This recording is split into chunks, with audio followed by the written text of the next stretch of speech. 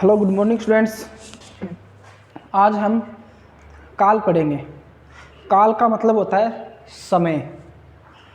तो देखिए, काल की परिभाषा होती है कि क्रिया के जिस रूप से हमें समय के होने का बोध हो उसे काल कहते हैं।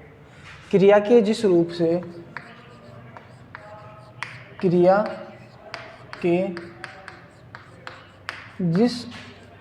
समय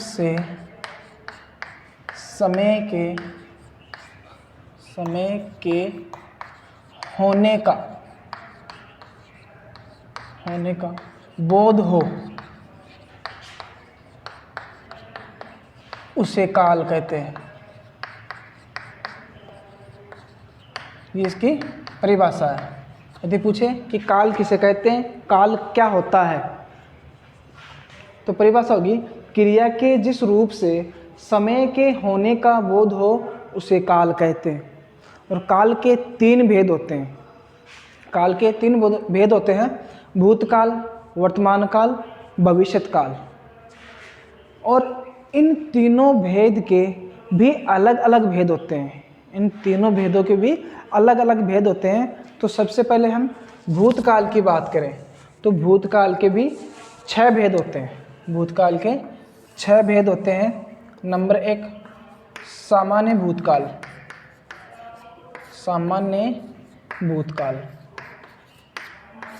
नंबर 2 आसन्न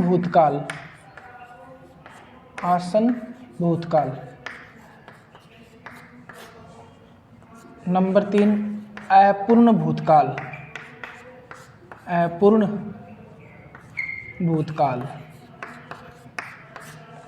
नंबर 4 पूर्ण भूतकाल।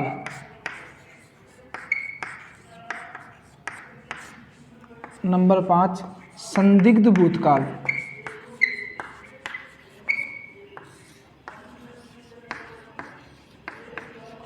और नंबर 6 हेतुमद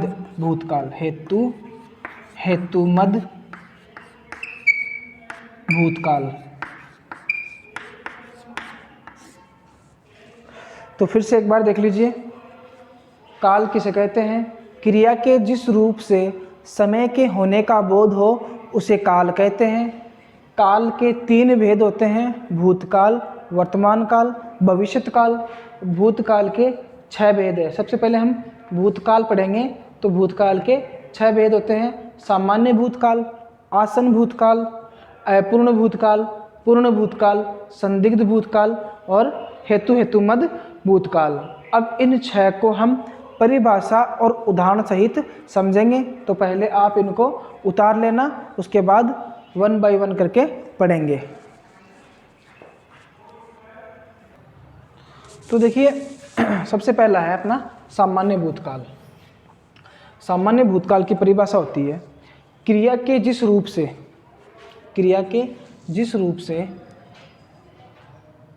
बीते हुए समय का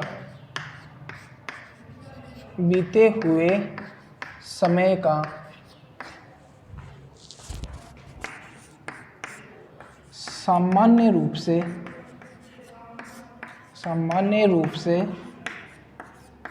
क्रिया संपन्न होती है।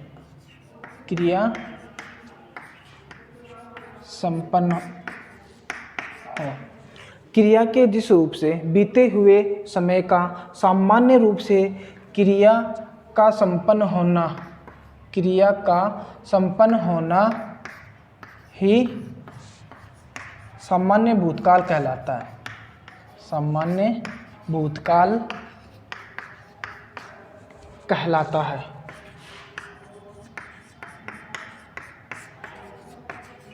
ये इसकी परिभाषा हो गई सामान्य भूतकाल की। कहने का मतलब है कि सामान्य यानी कि जो बिल्कुल सिंपल वाक्य हो लेकिन बीते हुए समय का हो। बिल्कुल सामान्य सिंपल वाक्य हो जो बीते हुए समय का अर्थ का बोध करता हो उसे सामान्य भूतकाल कहते हैं। इनकी ऐसा वाक्य जो भूतकाल में हो लेकिन बिल्कुल सामान्य हो। जैसे उदाहरण, जैसे राम ने चित्र बनाया। राम ने चित्र बनाया।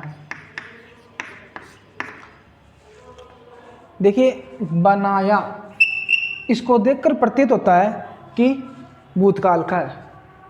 इसको देखकर प्रतीत होता है कि भूतकाल का है, क्योंकि अंत में या, गया ऐसे अक्षर दिखाई देते हैं, ऐसे शब्द दिखाई देते हैं, वो भूतकाल का होता है। लेकिन बिल्कुल सामान्य वाक्य, बिल्कुल सिंपल वाक्य है कि राम ने चित्र बनाया। चित्र बनाया, तो ये तो कर्ता हो गया, ये क्रिया हो गया, ये कर्म हो गया।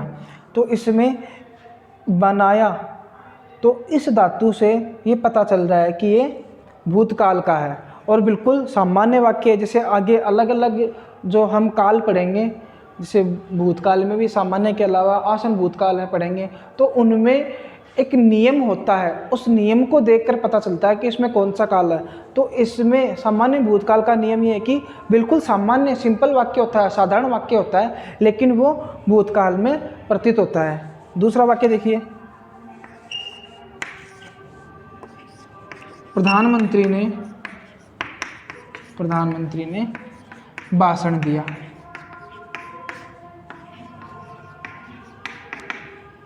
प्रधानमंत्री ने भाषण दिया।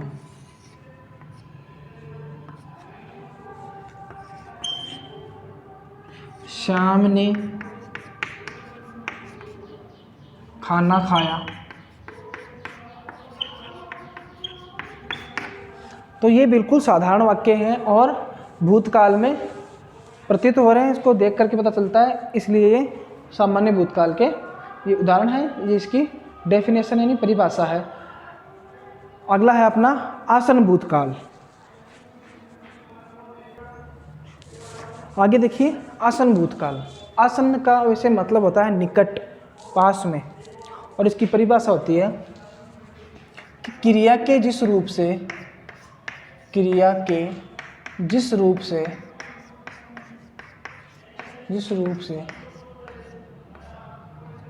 यह पता चले कि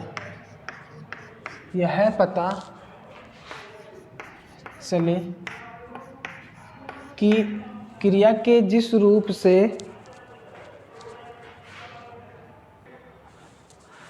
यह पता चले कि क्रिया भूतकाल से आरंभ होकर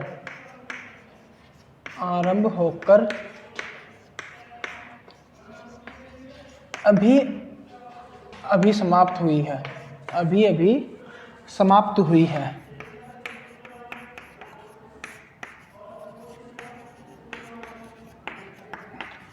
उसे आसन्न भूतकाल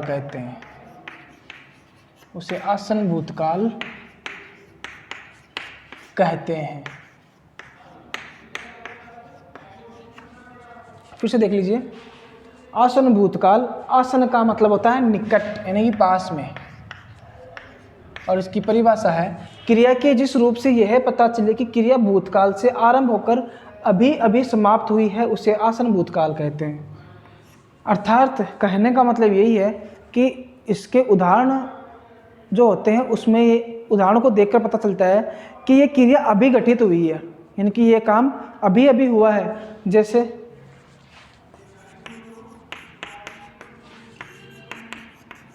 बच्चा सोकर उठ गया,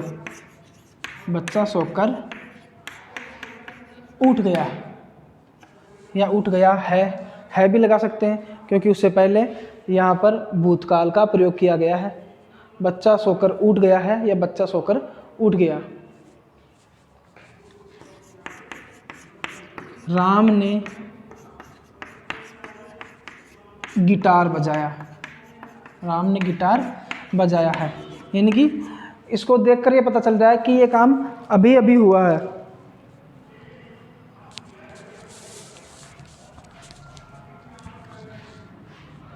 बच्चा सोकर उठ गया है, राम ने गिटार बजाया है, या अरुण सोकर उठ गया है। इसके अंत में हम है भी लगा सकते हैं। और इस वाक्य को देखो, बच्चा सोकर उठ गया है, तो इस वाक्य को देखकर यह लगता है कि बच्चा अभी उठा है, यानी कि ये क्रिया अभी हुई है। इस वाक्य को देखकर पता चलता है कि ये क्रिया अभी घटित हुई है, यानी कि बच्चा सो चुका है लेकिन सोकर के जस्ट अभी उठा है, यानी कि क्रिया अभी अभी घटित हुई है। भूतकाल से आरंभ होकर, भूतकाल में आरंभ हो गया, नहीं बच्चा यहाँ पर सोकर यहाँ पर वाक्य को ख़त्म करेंगे तो इससे पता चलता है कि मैंने बच्चा पहले सो गया है, यानी कि क्रिया भूतकाल से आरंभ हो गई और अभी अभी समाप्त हुई है। उठ गया है, उठ गया मतलब जस्ट अभी उठा है, यानी क्रिया अभी समाप्त हुई है। तो अपनी परिभाषा से उदाहरण मैच कर रहा है, तो इससे पता चल रहा है कि क्रिया अभी अभी घटित हुई है, इसलिए यहाँ आसन भूतकाल हो जाएगा।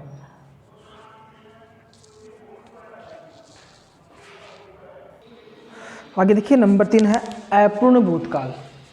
नंबर 3 है अपूर्ण भूतकाल। अपूर्ण भूतकाल। अपूर्ण, पूर्ण का मतलब पूरा और अपूर्ण का मतलब जो पूरा नहीं हुआ। इससे पता चल रहा है, अपूर्ण को देखकर पता चल रहा है कि वह क्रिया जो भूतकाल में प्रारंभ तो होगी लेकिन अभी तक समाप्त नहीं हुई है, वो होता है अपूर्ण भूतकाल। जो क्रिया भूतकाल में प्रारंभ हो गई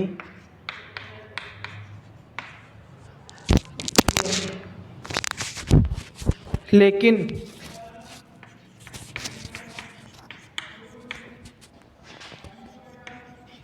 अभी तक समाप्त नहीं हुई है, समाप्त नहीं हुई है, उसे अपूर्ण भूतकाल कहा जाता है। उसे अपूर्ण भूतकाल कहा जाता है। एक बार फिर से देख लीजिए, अपूर्ण भूतकाल यानी कि जो क्रिया भूतकाल में प्रारंभ तो हो गई लेकिन अभी तक समाप्त नहीं हुई है, उसे अपूर्ण भूतकाल कहा जाता है।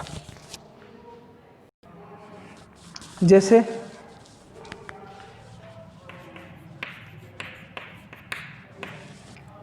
राम खाना खा रहा था,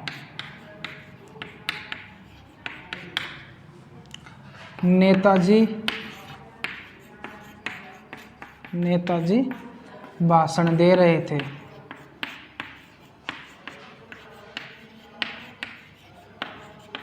अब देखिए इसकी परिभाषा है कि जो क्रिया भूतकाल में प्रारंभ हो गई, यानी कि राम खाना खा रहा था, इसका मतलब ये भूतकाल में प्रारंभ तो हो गई लेकिन अभी तक समाप्त नहीं हुई है। खा रहा था, रही थी, रहे थे, इसकी पहचान होती है अपूर्ण भूतकाल की। इसका मतलब है कि वो काम अभी तक जारी है, वो काम अभी तक जारी है, लेकिन था को देखकर ये पता चलता है कि यह भूतकाल का वाक्य है। था को देखकर पता चलता है, था, थे, थी, जब ऐसे शब्द आते हैं तो उनको देखकर पता चलता है कि ये भूतकाल के हैं। लेकिन इसके साथ में यदि इससे पहले रहा, रही, रहे आ जाते हैं तो वो अपूर्ण भूतकाल का हो जाता है। अपूर्ण का मतलब होता है कंटिन्यूअस, यानी कि वो काम अभी तक जारी है, वो प्रारंभ तो हो गया भूतकाल में लेकिन अभी तक चल रहा है, अभी तक जारी है, यानी कि समाप्त नहीं हुआ वो कार्य, देखते देखते समाप्त नहीं हुआ, वह अपूर्ण भूतकाल होता है। जैसे नेताजी भाषण दे रहे थे, अब नेताजी भाषण दे रहे थे यानी कि भाषण वो दे रहे हैं, अभी तक उनका भाषण पूरा नहीं हुआ और था, थी, थे आते ही भूतकाल हो गया और भाषण दे रहे थे, रहा, रही आते ही अपूर्ण हो गया। मतलब अपूर्ण का मतलब वो समाप्त नहीं हुआ, अभी तक वाक्य समाप्त नहीं हुआ, इसलिए अपूर्ण भूतकाल हो गया।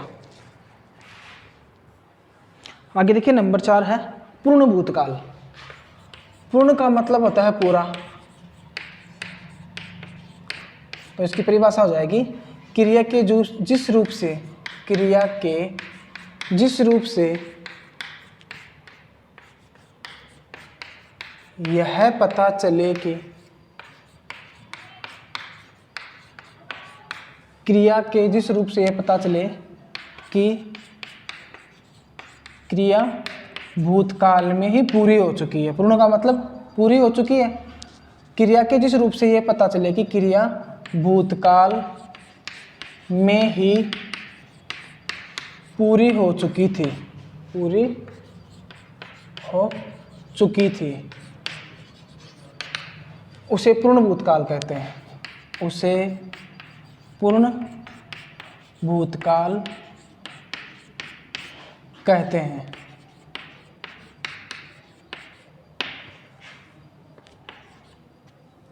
देखिए, पूर्ण का मतलब होता है पूरा, तो इसको देखकर समझ में आ जाता है कि क्रिया पूरी हो चुकी थी। परिभाषा देखें तो क्रिया के जिस रूप से यह पता चले कि क्रिया भूतकाल में ही पूरी हो चुकी थी, भूतकाल में ही शुरू होगी, भूतकाल में ही पूरी हो गई है। जैसे उदाहरण देखिए, और पूर्ण भूतकाल के वाक्य के अंत में हुआ था, हुई थी, चुका था, चुकी थी, ऐसे शब्द आते हैं। जैसे मैं खाना खा चुका था, खाना खा चुका था, यानी कि क्रिया भूतकाल में पूरी हो गई। 26 जनवरी 1950 को संविधान लागू हुआ था।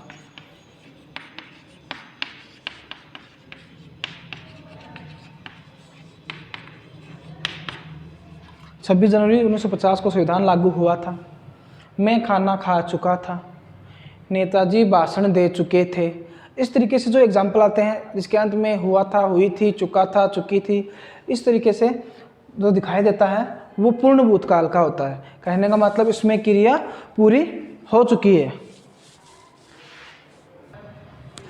तो देखिए, संदिग्ध भूतकाल की परिभाषा होती है कि बीते हुए समय में जिस काम के होने के विषय में संदेह हो, यानी कि बीता हुआ समय तो हो, भूतकाल में बीता हुआ समय होगा, लेकिन उस समय में हमें यदि किसी भी काम के होने के विषय में कोई संदेह होती है, कोई शंका होती है, वहाँ संदिग्ध भूतकाल होता है।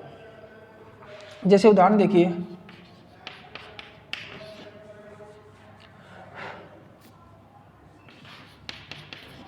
शायद आज वर्षा होगी, शायद आज वर्षा होगी।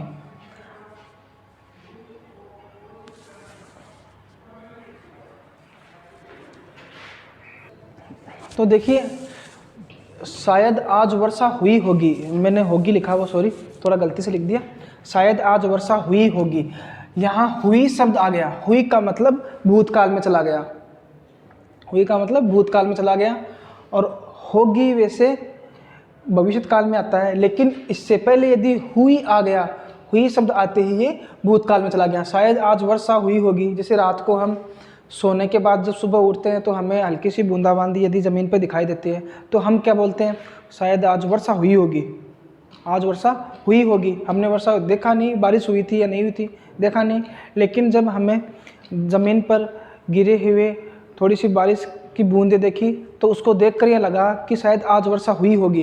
तो हुई शब्द आते ही ये भूतकाल में चला गया। और संदिग्ध, संदिग्ध का मतलब यहाँ शंका हुई थी हमें कि बारिश हुई थी या किसी ने पानी गिराया था, तो ये शंका हुई जहाँ संदेह है, शायद शब्द आ गया ना, यानी कि वहाँ संदेह होता है। आगे देखिए, स्कूल की छुट्टी हो गई होगी,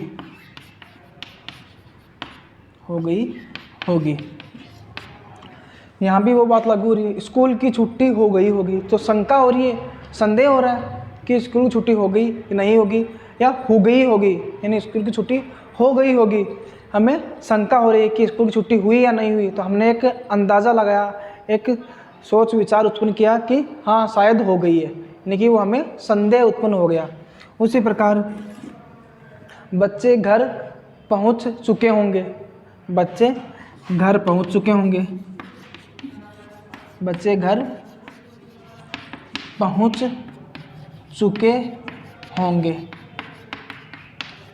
तो यहाँ हमें इन वाक्यों को पढ़कर ऐसा लग रहा है कि हमें संदेह हो रहा है कि हमने बच्चों को नहीं देखा कि बच्चे घर पर पहुँचे या नहीं पहुँचे, शायद रास्ते में हो, शायद नहीं पहुँचे हो, तो लेकिन हमने अंदाज़ा लगाया कि हाँ बच्चे घर पहुँच चुके होंगे।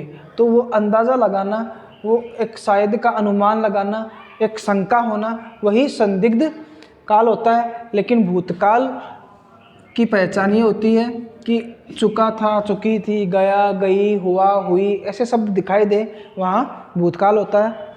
तो ये अपना संदिग्ध भूतकाल हो चुका है। इसके बाद में अंत में अपना हेतुमद भूतकाल और है। तो देखिए अगला और लास्ट है हेतुमद भूतकाल। हेतु का मतलब होता है कारण, कारण, और हेतुमद भूतकाल का मतलब ये होता है कि किन्हीं कारणवश वो काम पूरा नहीं हो पाया। इसकी परिभाषा तो ये होती है कि भूतकाल की एक क्रिया दूसरी क्रिया पर यदि आश्रित होती है तो वहाँ हेतुमद भूतकाल होता है। एक क्रिया दूसरी क्रिया पर आश्रित होती है। लेकिन दूसरी भाषा में इसकी परिभाषा हम ऐसे भी ले सकते हैं कि भूतकाल की वह क्रिया जो किन्हीं कारणवश पूरी नहीं हो पाई। भूतकाल की ऐसी क्रिया जो किन्हीं कारणवश पूरी नहीं हो सकती, किन्हीं कारणवश पूर्ण नहीं हो पाई या पूरी नहीं हो पाई, उसे हेतुमद भूतकाल कहते हैं। जैसे देखिए उदाहरण, यदि पेड़ पौधे लगाते, यदि पेड़ पौधे लगाते तो इतना प्रदूषण नहीं होता, इतना प्रदूषण नहीं होता।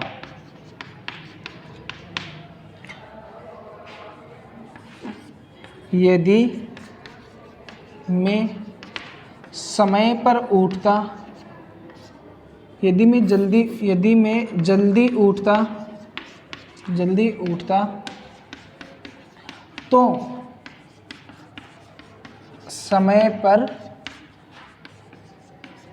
विद्यालय पहुंच जाता।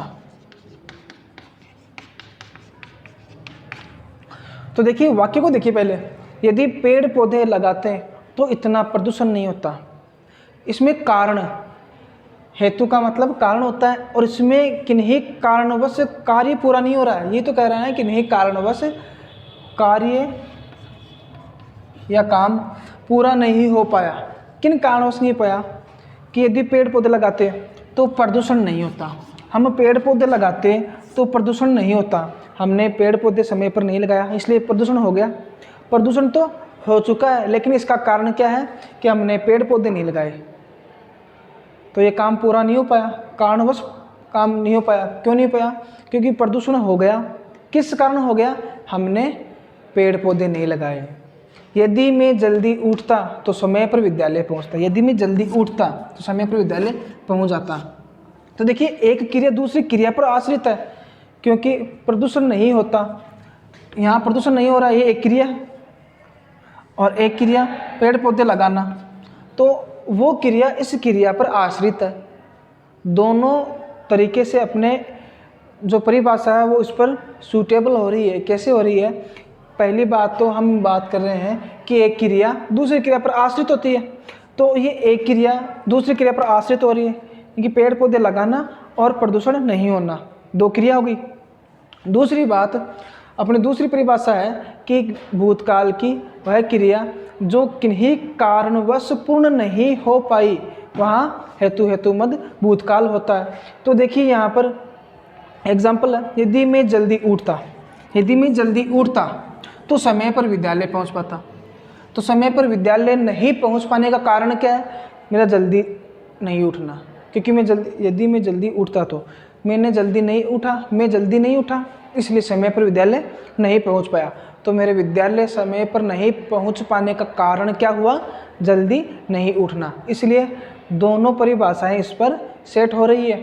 तो पहली परिभाषा तो अपनी ये है, दूसरी परिभाषा यह है पहली परिभाषा क्या है, भूतकाल की एक क्रिया दूसरी क्रिया पर आश्रित होती है, वहाँ हेतु हेतु मद भूतकाल होता है। दूसरी परिभाषा है कि भूतकाल की वह क्रिया जो किन्हीं कारणवश पूर्ण नहीं, हेतु हेतु मद की ऐसी क्रिया जो किन्हीं कारणवश पूरी नहीं हो पाई या उनका कार्य पूरा नहीं हो पाया, वहाँ हेतु हेतु मद भूतकाल होता है। एग्जाम्पल आपके सामने लिखे हुए हैं, ये आपका भूतकाल पूरा हो चुका है और बाकी वर्तमान काल और भविष्य काल है वो नेक्स्ट वीडियो में आपको मिल जाएगा।